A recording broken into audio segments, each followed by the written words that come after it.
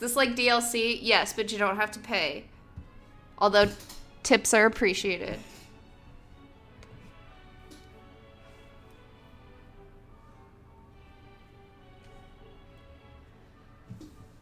So.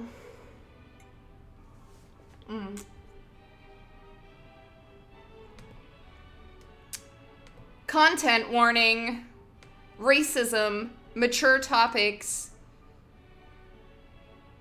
You've been warned. Brave New World by Aldous Huxley, a book that I finished like 2 weeks ago or 3 weeks ago. Partial nudity. You've been advised. Brave New World by Aldous Huxley.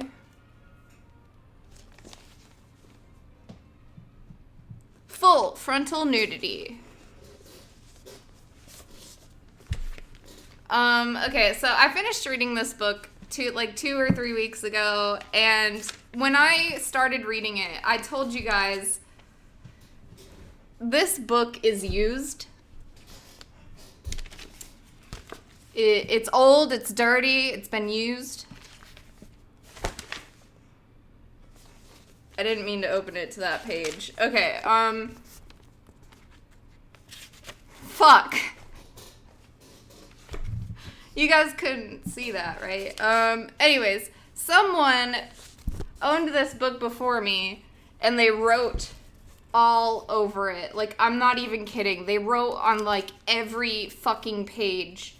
I actually got, like, tired of looking through the book and finding their notable annotations, so I stopped, like, about halfway through. But since they're on every page, all I have to do is just flip and, like, look for the good ones. So I marked some of them. So that's what we're doing for Monday Book Club today. We're gonna read the annotations written by the previous owner of this book, who I can only assume was 14 at the time.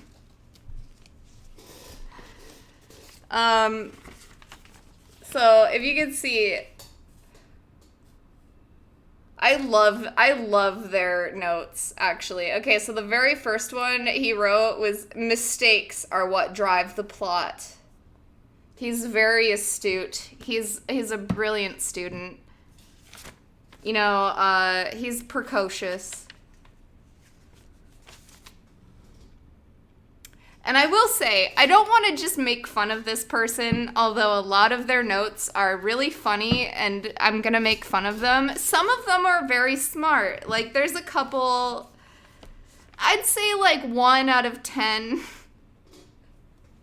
Maybe 1 out of 15.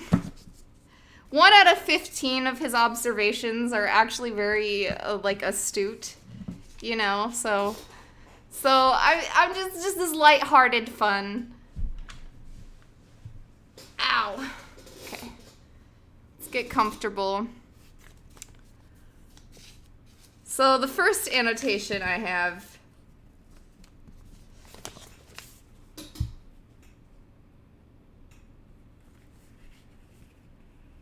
Oh my god, dude's a vampire.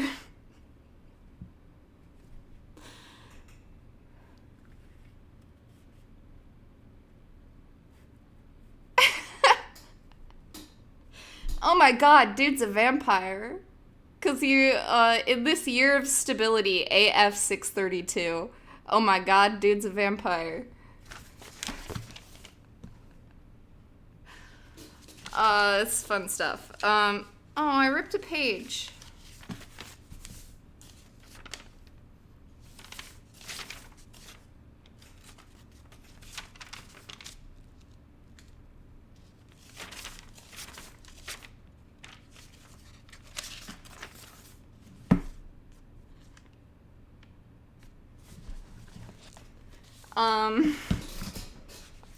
And then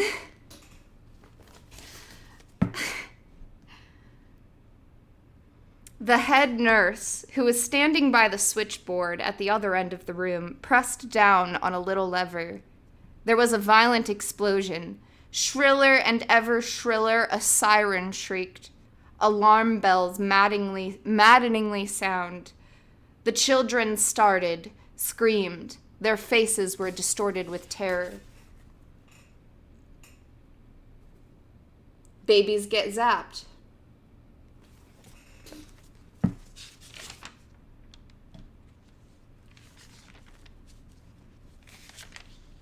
So that was another good one. Babies get zapped. That was worth writing down. Important.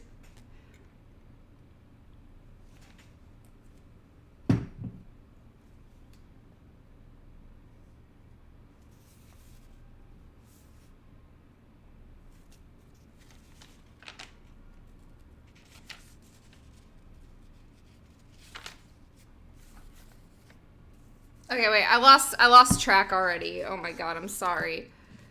Babies get zapped. Psych references. Where did the babies go? Did I already lose? Man, this is some cheap bookmarks.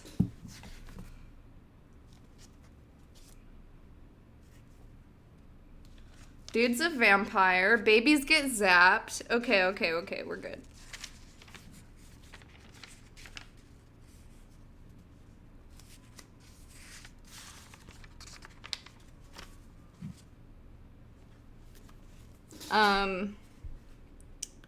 Alpha children wear gray. They work much harder than we do because they're so frightfully clever. I'm really awfully glad I'm a beta because I don't work so hard. And then we are much better than the gammas and deltas. Gammas are stupid. They all wear green. And delta children wear khaki.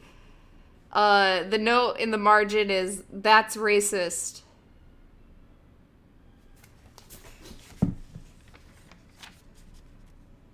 Hello, knowing better. Good to see you.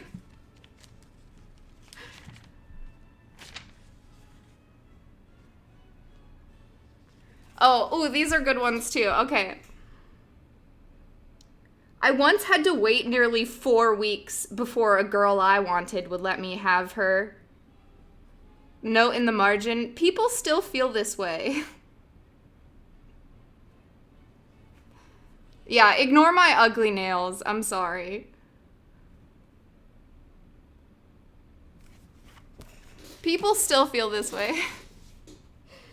And then, okay, so Bernard was introduced, and so was Henry Foster. Henry Foster is introduced first. So during this line, talking about her as though she were a bit of meat, Bernard ground his teeth. Have her there, have her here, like mutton. And he writes, oh no, I thought Henry would be the main character. He's different. Bernard is different. I thought Henry would be the main character too, but Bernard, he's different.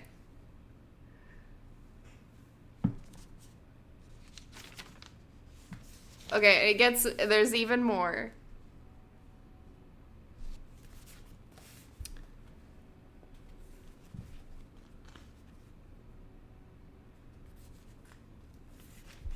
Sorry, I can't see. I can't fucking see.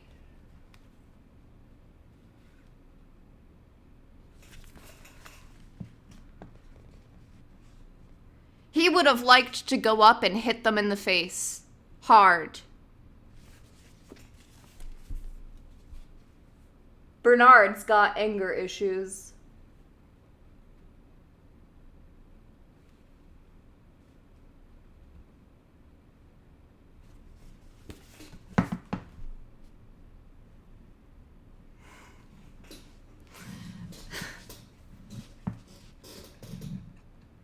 So I hope you all see why I didn't read these. I didn't read these at all when I was reading the book out loud because they're so fucking distracting. Dude, they're on almost every goddamn page. Like, I would be reading to you and it'd just be like, Bernard's got anger issues. Smallness is bad.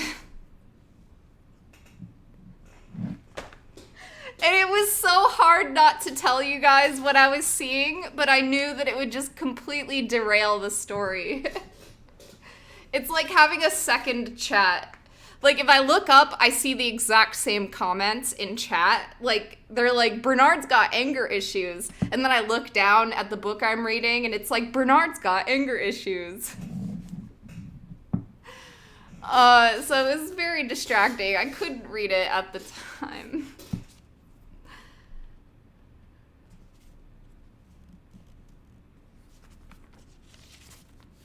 Okay. Oh, this is one of my favorites. How'd you get my copy of the book? Yeah, sorry. This is one of my favorites.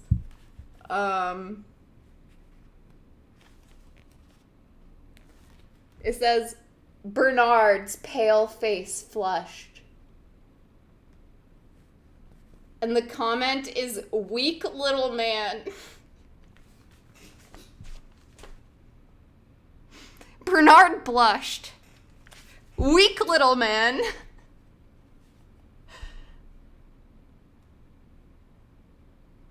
Pussy. Okay.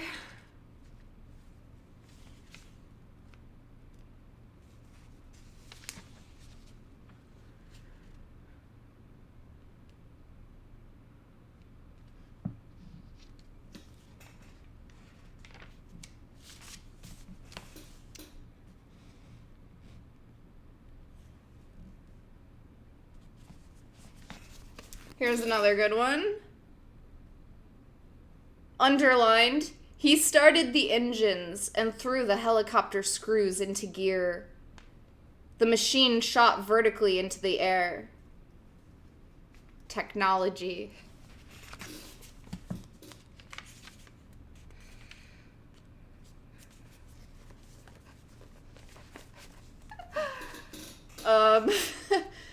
Okay, wait. There's another one. What a hideous color khaki is. Racism.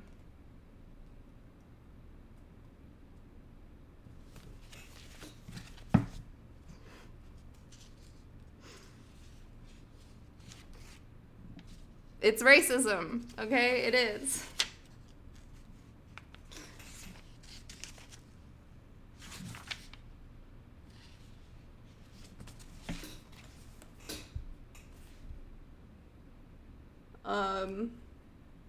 It was said that he had 640 different girls in under 4 years. It was once said that he had over 640 different girls in under 4 years. Is someone keeping track?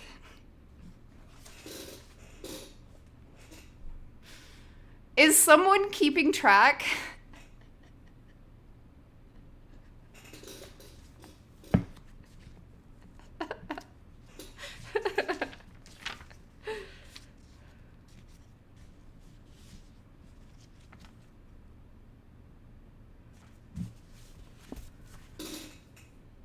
I'm glad I'm not an Epsilon, said Lenina with conviction. And if you were an Epsilon, said Henry, your conditioning would have made you no less thankful that you weren't a beta or an alpha. Henry gets it.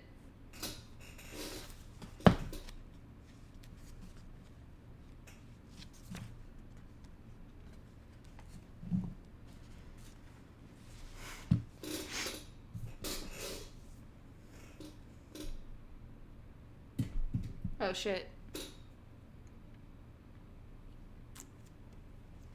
300 women in 3 hours told me, boy, forget the flowers. But who's keeping track?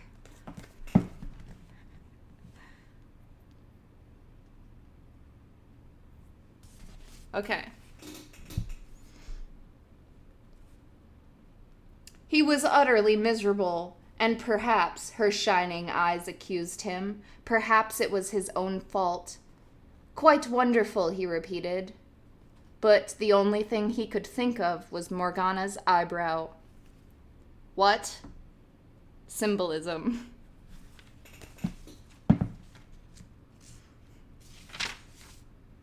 No, I will not elaborate.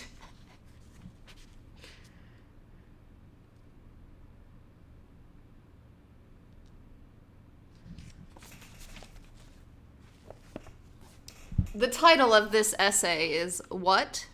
Symbolism. Okay, that's actually a great name for an essay. I'm giving that to you all for free.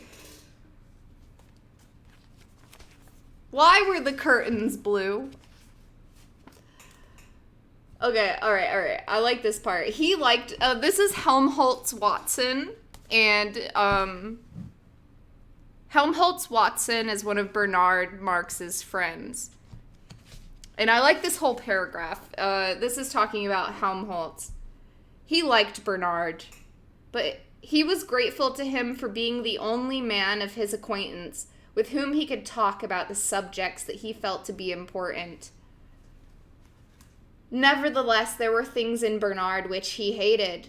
The boasting, for example, and the outbursts of an abject self-pity with which he alternated, and his deplorable habit of being bold after the event, and full, in absence, of the most extraordinary presence of mind. He hated these things just because he liked Bernard. Helmholtz, he hated these things just because he liked Bernard. The seconds passed. Helmholtz continued to stare at the floor, and suddenly Bernard blushed and turned away. Hmm?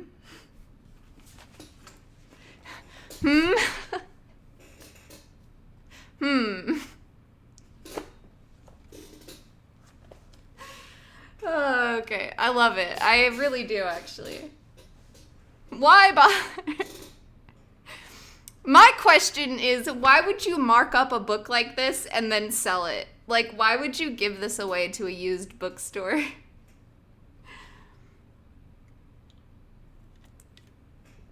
If this were me, I would have gone through with an eraser on every single page. I would have been like, I'm donating this, but I gotta fix it.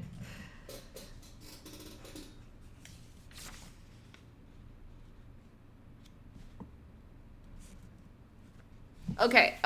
Dude, it gets even better. Shut up, Troy. 500. Okay, so he's reading this book, and so like, you know how he wrote, I thought Henry was the main character? He was like, darn, I thought Henry was the main character when they introduced Bernard. So now he thinks Bernard is the main character. So here's Bernard talking. 500 repetitions once a week from 13 to 17, said Bernard wearily, as though to himself. And the annotation is, hero understands why the rest of the world is wrong. The hero understands why the rest of the world is wrong in this story. What? Symbolism. No, okay, so he thinks Bernard is the hero so far. The hero, and that he understands why the world is wrong because he's the hero.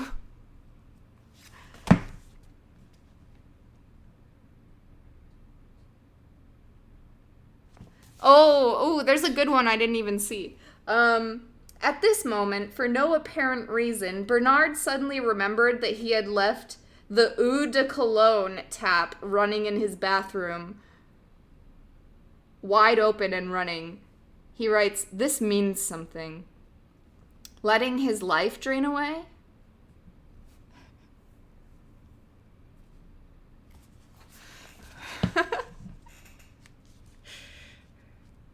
Oh, and then I like this note, too. This is when Lenina... Okay, you don't say so, said Lenina politely, not knowing in the least what the warden had said, but taking her cue from his dramatic pause. When the warden started booming, she had inconspicuously swallowed 1/2 gram of soma, with the result that she could now sit, serenely not listening, thinking of nothing at all, but with her large blue eyes fixed on the warden's face with an expression of rapt attention. Haha. Well, a bunch of my markers just fell out. Great.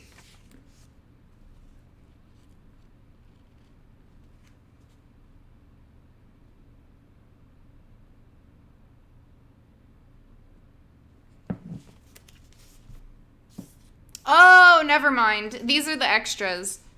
We're good.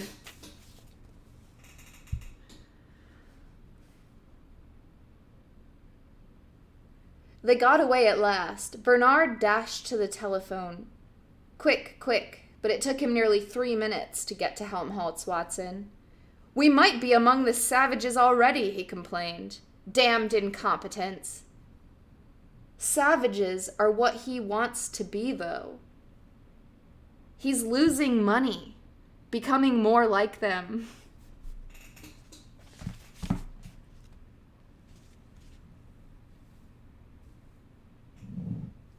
Okay, this part is one of the reasons why I could never tell you guys his name.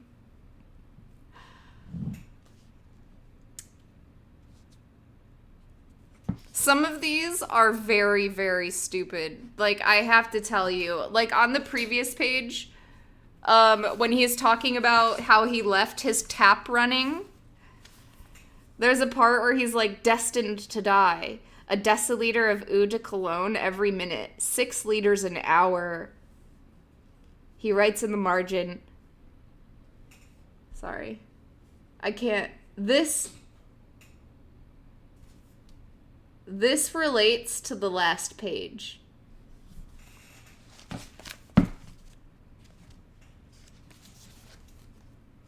Actually, it relates to the previous page where he said that his tap was running.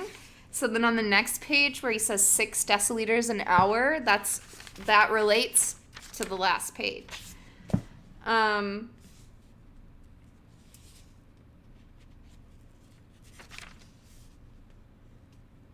We might be among the savages already. But savages are what he wants to be like. Though. He's losing money. He's becoming more like them. That's another one of my favorites. He's losing money, therefore he's becoming more like the savages that he loves. Because he's different, you know? He's different, like the savages.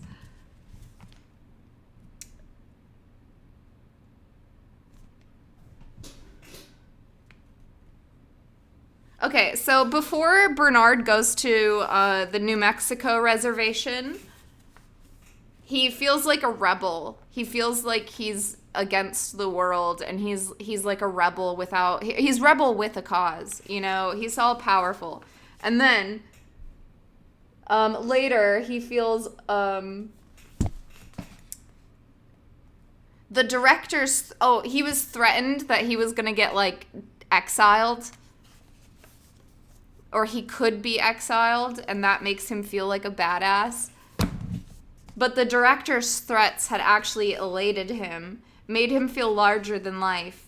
But that, he had now realized, was because he had not taken the threats quite seriously. He had not believed that when it came to the point that the DHC would ever do anything. Now that it looked as though the threats were ready to be fulfilled, Bernard was appalled.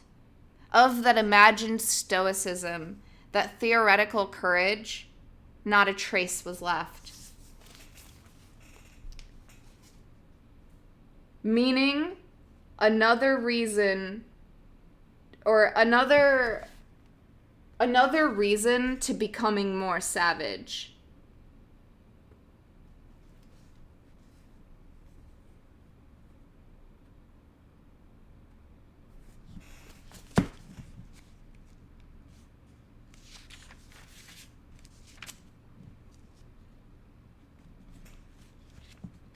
He's got his theory, and he's running with it.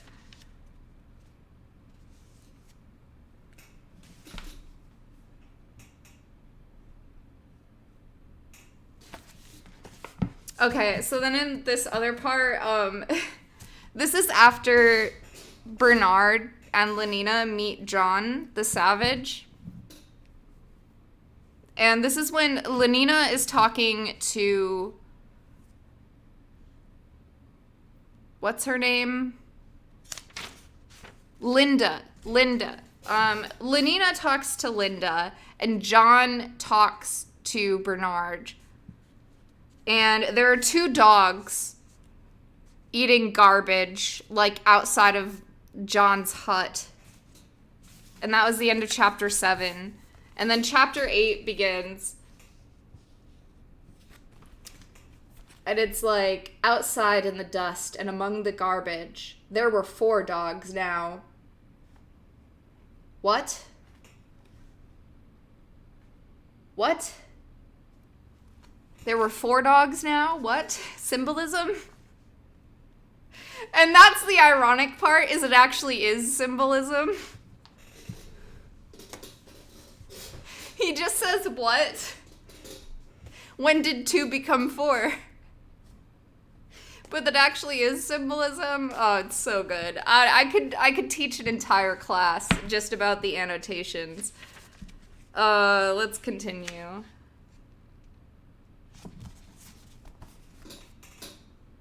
Here's another good one. It's as safe as helicopters, the Octoroon assured him. Irony, helicopters aren't safe.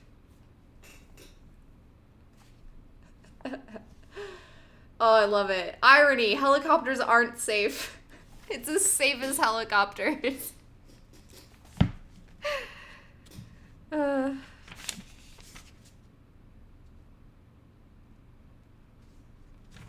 So there are some good notes. Okay, like here's one where like the savage is entranced with the idea of a better world. There's another good one coming up too. I don't want this to just be all making fun. We're having fun, okay? We're not making fun of anybody. We're having fun here.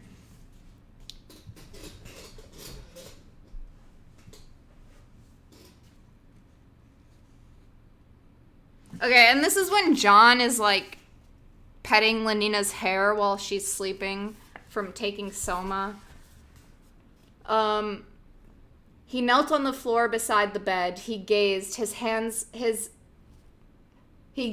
he clasped his hands, his lips moved. Her eyes, he murmured.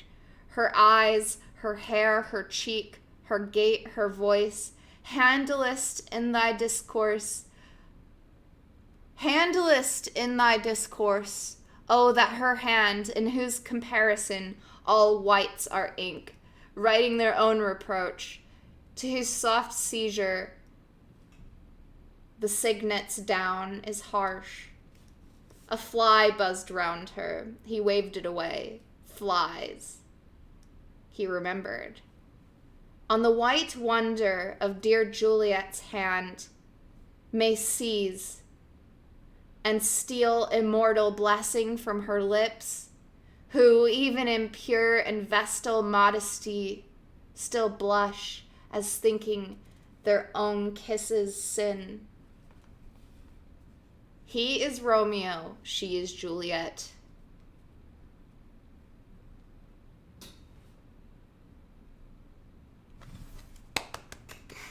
Thank you, Praxematic.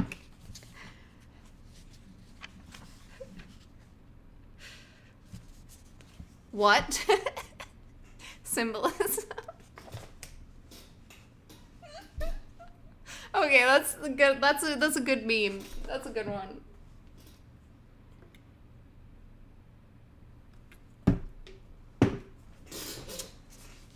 Ooh, here is... Okay, here's one of the really good observations that he made that I actually do really appreciate. Obviously, I really hope this guy was like 12 when he wrote these, but he did have like some really astute observations that actually, like this one, the next one I'm gonna read, I actually stopped reading the book and told you guys about it because it was actually something I hadn't realized. So, you know, this kid was very precocious, whoever he is, Greg. John began to understand. Eternity was on our lips and eyes. Eternity was in our lips and eyes, he murmured. Huh? Nothing. And our great observer said, John quotes Shakespeare like Bernard quotes Hypnopedia. So that actually relates to the previous page, where Bernard was like 600 times a week between the ages of 5 and 15. Like, Bernard was always quoting Hypnopedia and the stuff that they were brainwashed with. Bernard quotes it, like, sarcastically. You know, he's like... It's like, you know... I don't know. He quotes their propaganda sarcastically. I can't remember the examples. But Bernard is always quoting stuff sarcastically from their propaganda, like their Hypnopedia, which is propaganda that's played through speakers under their pillows from the ages of like 6 to 16. Or, you know, like ever since they're babies, basically, they're being brainwashed. And at a certain point, they actually put speakers under their pillow and they repeat they're like nursery rhymes, but they like teach you everything. They're like, I'm so glad I'm a beta. If I were an alpha, I would have to work really hard. And I wouldn't want to be an epsilon because they're dumb. So Bernard always quotes that stuff ironically. And then John read a lot of Shakespeare. John only had Shakespeare books when he was growing up in the reservation. And he found an old Shakespeare book, and he just read it over and over again. So, John quotes Shakespeare like Bernard quotes Hypnopedia. I thought that was really, really smart observation, because I didn't even make that connection.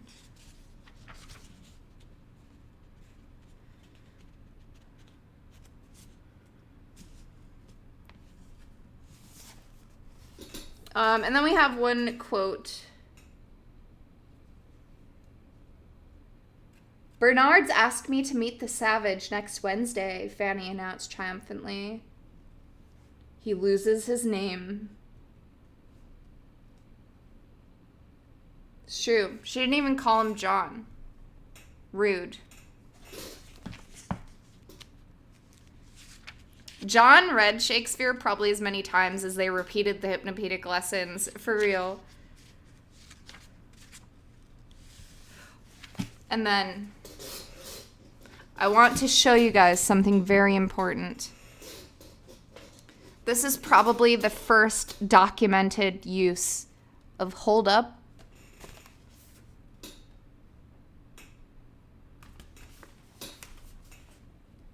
Oh.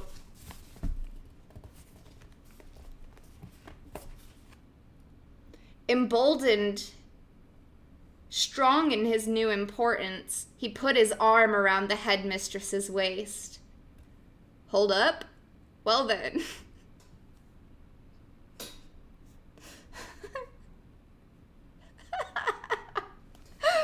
Ooh la la.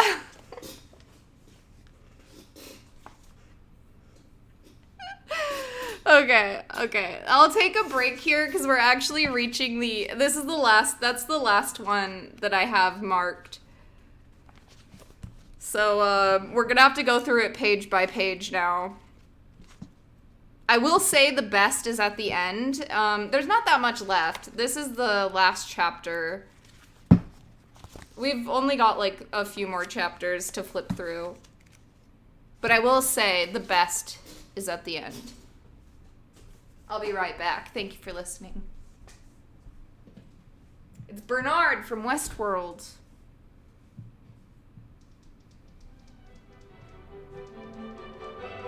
Cheers. I love you all. You're delightful.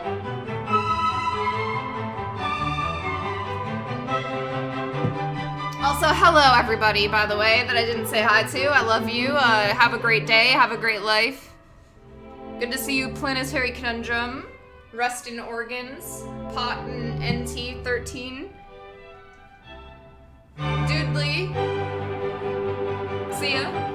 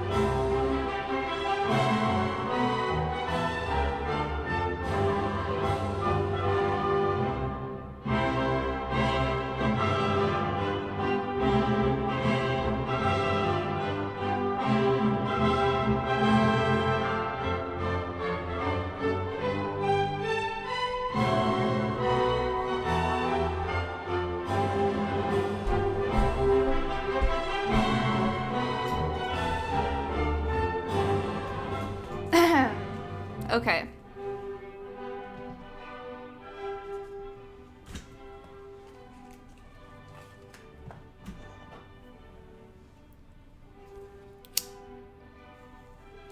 Hold up.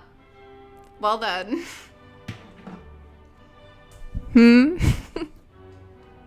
Well then. What? Symbolism. Hold up. Well then.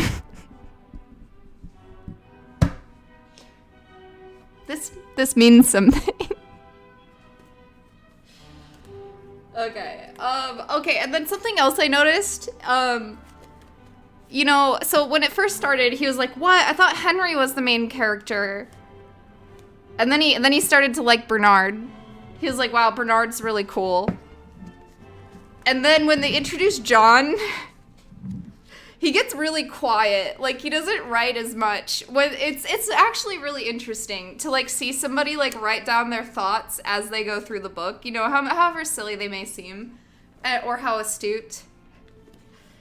But it was really interesting to, like, look at what happened as well. Like, he's very bold in his commentary at the beginning. And then he's like, oh, Henry's not the main character? Okay. Bernard, I have a lot to say about Bernard. Blah blah blah. You know, this is clearly the hero. So he's like looking for a hero, which is what I did when I first read this, even though I didn't have any documentation. But when I was reading this, I was looking for a main character the first time. So it's really cool to see somebody's process of like, oh, it's Henry. No, it's Bernard. And then when John gets introduced, he gets real quiet. Like, look, there's not a single mark on this page.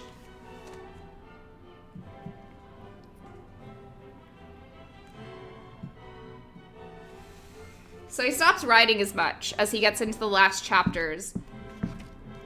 But he writes comments all the way down to the last page. And it's really interesting. I actually appreciate a lot of it, even though it was very distracting.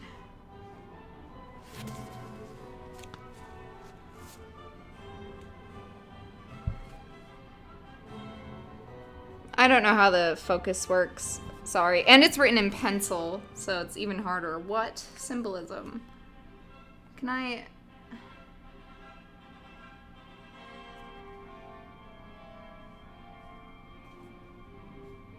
What?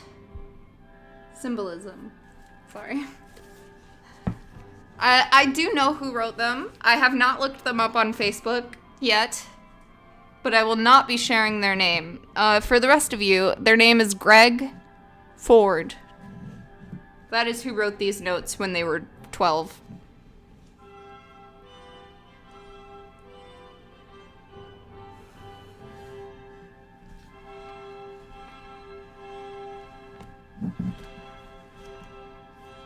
There was something else. I think I lost the page for it.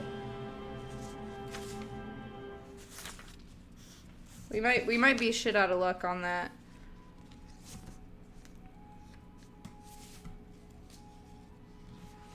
All right, well, let's continue.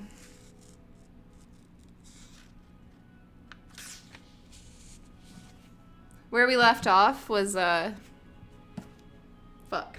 burning my house down.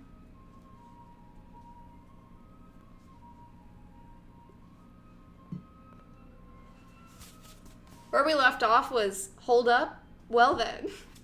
Hold up. That might be my favorite page.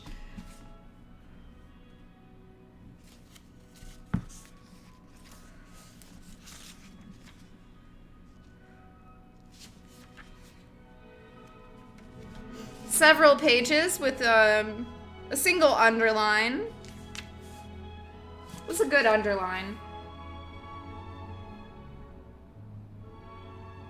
5 minutes later, he was back in his room. From his hiding place, he took out his mouse-nibbled volume, turned with religious care its stained and crumbled pages, and began to read Othello. Othello, he remembered, was like the hero of 3 Weeks in a Helicopter, a black man.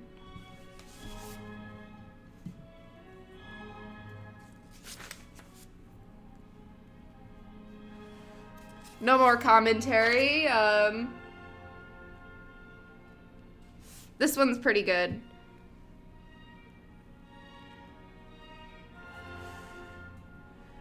Underlined.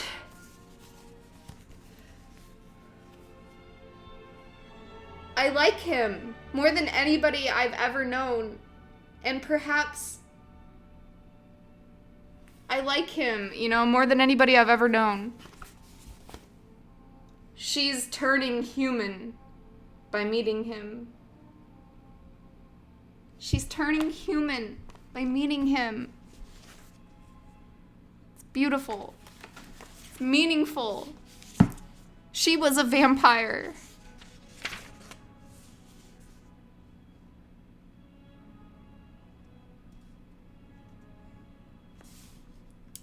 Oh, okay. Then there's this part when Bernard takes Soma.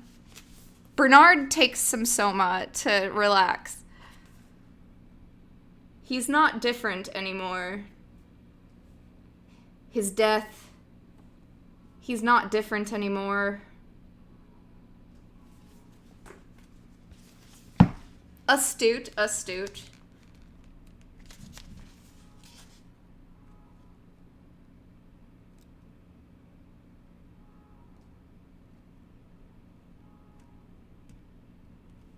Okay, this might be brilliant. This might actually be genius. I'm not even being sarcastic. So, sorry about the headache. Okay, so Bernard takes the Soma, and he says something like, that scene is Romeo and Juliet. This is his death, when he takes Soma to calm down. And that's like Romeo taking the poison. And then, on the very next page, Lenina. Lenina takes her Soma as well. So he says, Juliet death? Juliet death? Question mark? That might actually be true. That one's a little smart.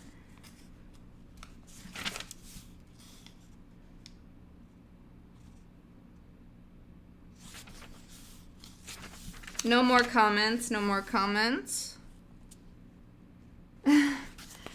This part, when Why, Greg? Why? You poisoned my brain. I keep calling Lenina Juliet now. Thanks, Greg.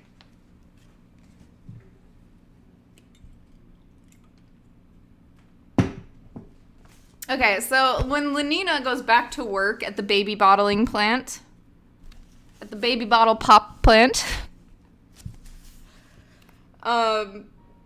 she messes up, and she fucks up one of the babies. She's like, oh, Ford, she wondered, have I given this one its sleeping sickness injection, or haven't I? 22 years, 8 months, and 4 days from that moment, a promising young Alpha Minus administrator at Mwanza was to die of trypanosomiasis. The first case in over half a century. Sighing, Lenina went on with her work. So she forgets to give one of the babies their vaccinations. And then 22 years later, some Alpha Minus dies from a rare disease that's been eradicated. And he writes, such an important event handled by someone negligent. Indeed. No comment, no comment, no comment, no comment.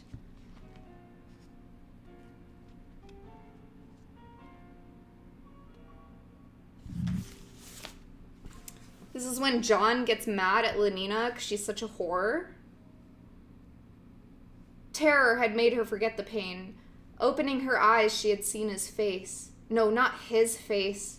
A ferocious stranger's, pale, distorted, twitching with some insane, inexplicable fury. He is a savage?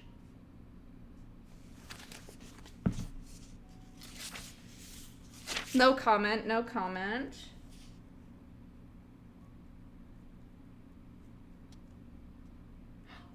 This one's smart. This one's about Linda dying.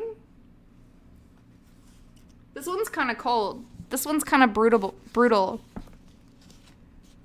Linda was dying in company. In company and with all the modern conveniences. Just as she wanted. It's kind of true. Dude, Linda, all she wanted her whole life was to get back to the new world. And then she died in the new world. Brutally. Just as she wanted. Damn, I'll drink to that.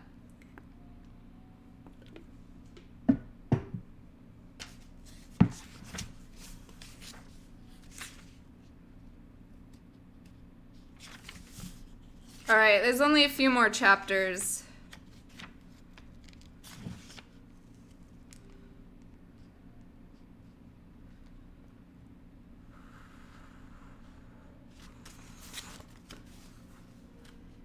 Oh, God, God, God, the savage kept repeating to himself.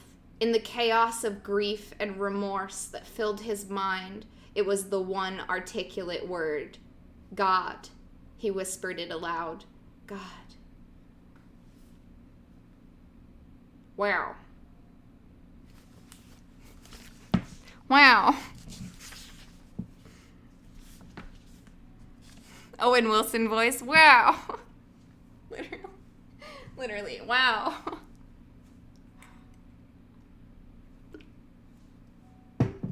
Wow.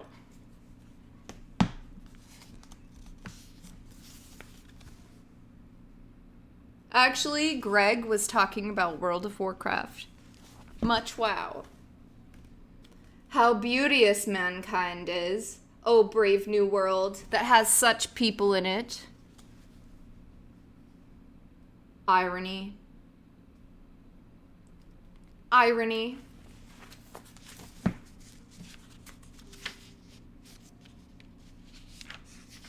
Underlines. A little bit of underlines.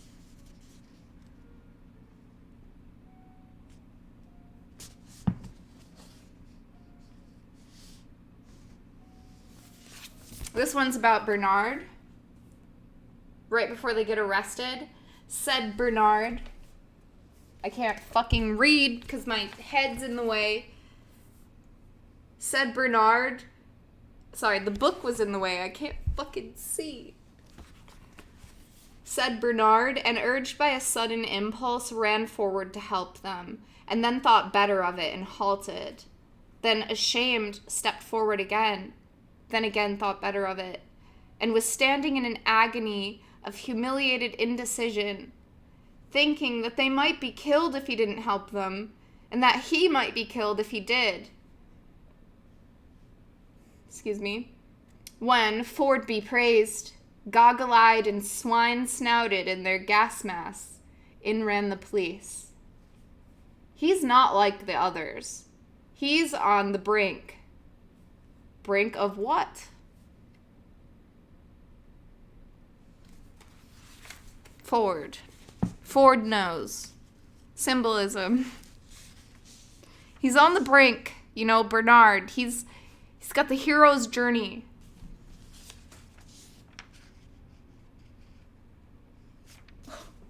Wait, and he's still underlined the next passage.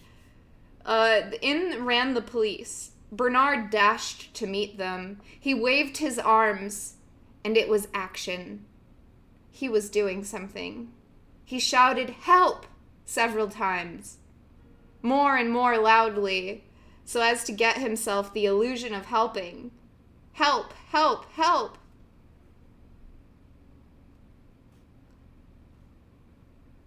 Brink of what?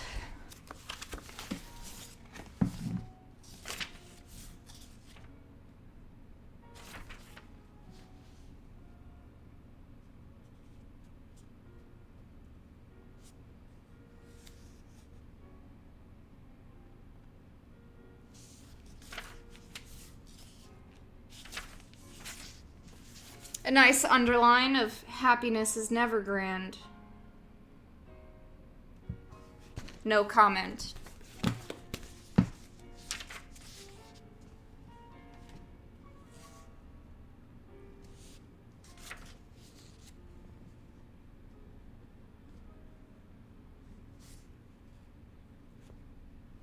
Oh, this is a good page. Every discovery in pure science is a potentially subversive. Even science must sometimes be treated as a possible enemy. Even science. Yes, even science. Irony?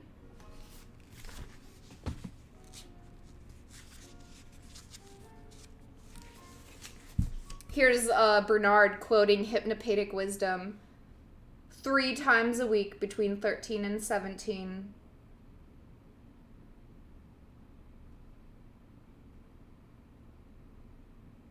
Oh, he also said something about them not knowing what good names and bad names are, and Mustafa Mond is literally Satan himself. I guess I lost the page marker for that. I don't know. But that's a direct quote. I don't know. He was like, they don't know what good names are. And then when Mustafa Mond was introduced, he was like Satan himself. Let me see if I can find it. That's racist. Oh, here it is. Mustafa Mond. Satan himself. Or it says Salem. I'm pretty sure it says Satan.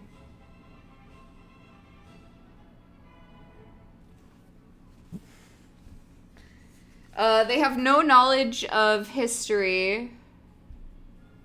They have no knowledge of history. How do they know what names are good? They have no knowledge of history. How do they know what names are good? Sex before this time period. Mustafa Mond, Satan himself.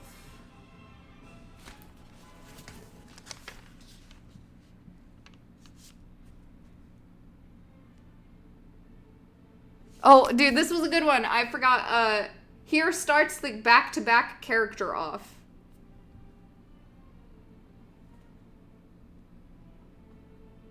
Here starts the back-to-back character off. So that was in, like, the first few chapters. They don't know what good names are.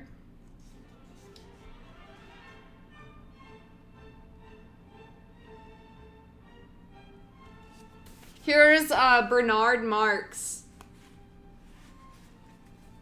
Bernard Marx from the Psychology Bureau. Note, name and profession don't match. Likely no good names.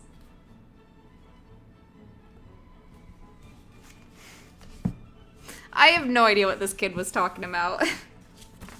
Half the time.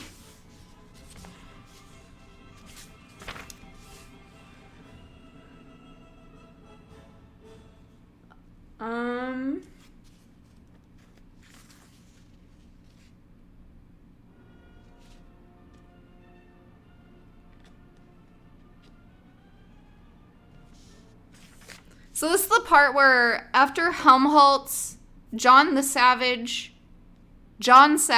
as he's formally known, John Savage, Helmholtz, Watson, and Bernard Marx get arrested.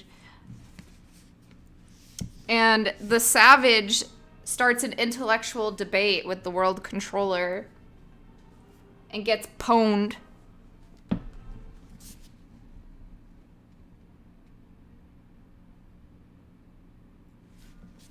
And then Bernard takes a bunch of soma and goes to bed because he's a little pussy.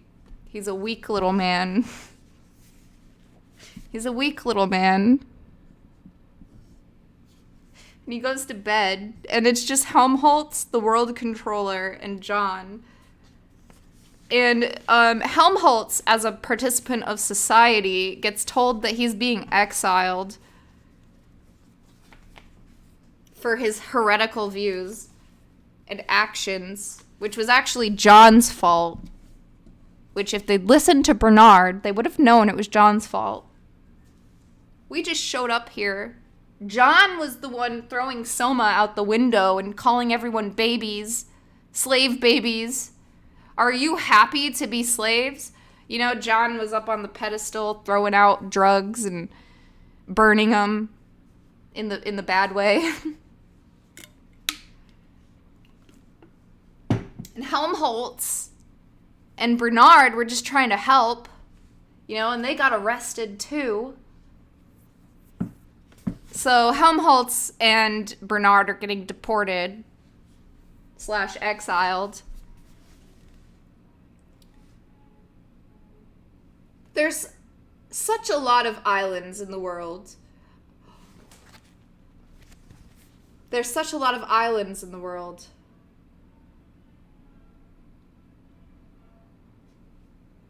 I don't know what we would do without them. Put you all in a lethal chamber, I suppose.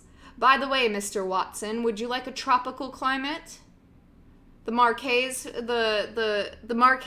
for example, or Samoa? Or something rather more bracing? Helmholtz rose from his pneumatic chair. I would like a thoroughly bad climate, he answered. I believe one could write better if the climate were bad. If there were wind and storms, for example. He gets to choose? What kind of punishment is that? So he wrote in all caps, he gets to choose. I love it.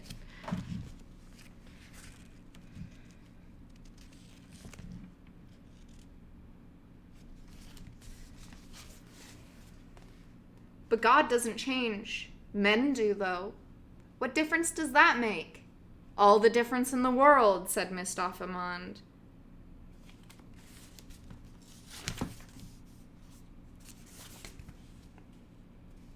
Why do we need God when God is never needed?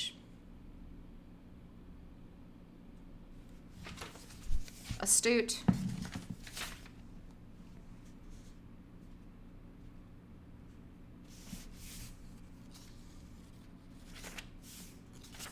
This is such a good book. You know, I'm going to have to read it again. I'll be reading this next year, too. All right, here's the last chapter. Blah, blah, blah, blah, blah, blah.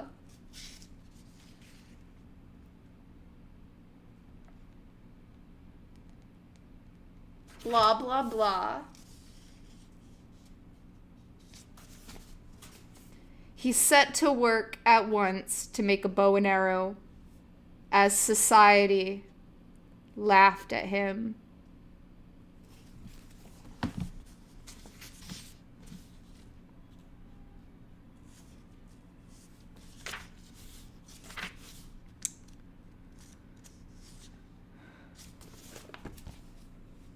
Underlined, Darwin Bonaparte. What a name.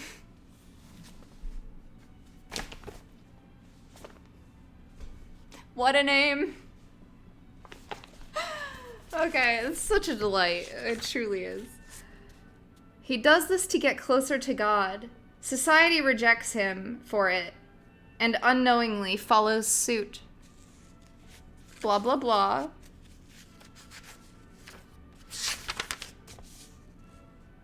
We want the whip. We want the whip. Blah, blah, blah.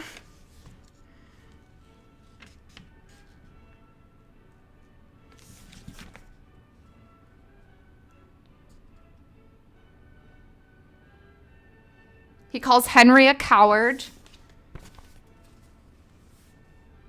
Henry, Henry, she shouted, but her ruddy-faced companion had bolted out of harm's way behind the helicopter. Coward.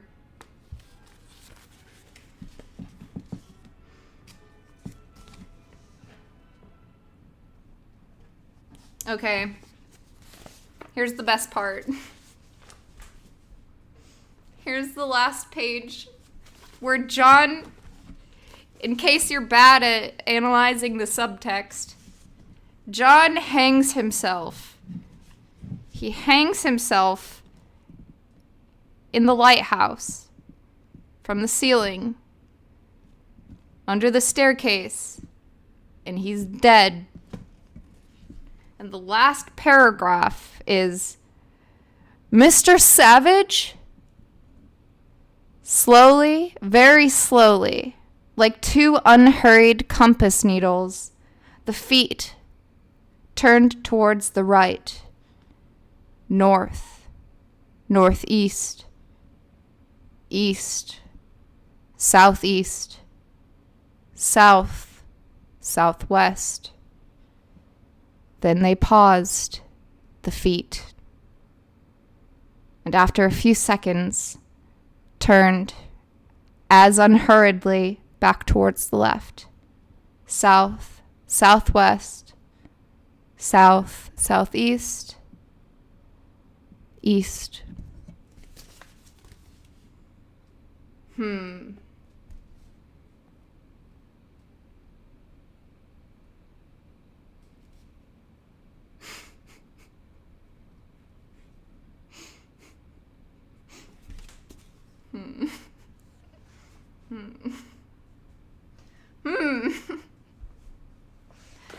Indeed.